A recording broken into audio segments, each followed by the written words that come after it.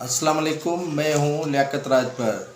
नाज़रीन, सिंध के अंदर बेनज़ीर इनकम सपोर्ट की किस्त शुरू होते ही डिवाइस माफिया और उनके साथ लोकल सहाफ़ी, पुलिस एहलकार और बेनज़ीर इनकम सपोर्ट के अफसरान भी अपना मुट्ठी गर्म करने में कोई कसर नहीं छोड़ते। जहाँ मुस्तहिकीन ख़वातीन दूर दराज इलाकों से पैसे वसूल करने के लिए आती हैं तो उनके रकूम से 2 से 3 हज़ार फ़ी खातून कटौती की जाती है। इन माफियाज जो बेलगाम माफियाज हैं उनके खिलाफ न तो कोई हुकूमती इदारा मुतहरिक होता है, न इनके खिलाफ कानूनी कार्रवाई की जाती है।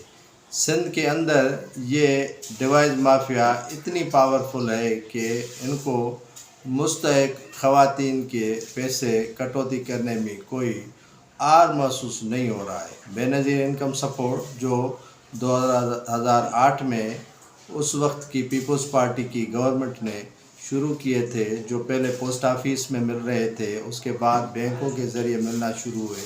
अब डिवाइस माफिया के ज़रिए इनकम सपोर्ट प्रोग्राम के पैसे जो दिए जा रहे हैं उनमें सरेआम सिंध भर के डिवाइस माफिया कटौती कर रही है। इस कटौती के ख़िलाफ़ वक्तन बवक्तन मुस्तहिक ख़वातीन ने एहतजाज भी किया, लेकिन किसी ने कान नहीं धरा।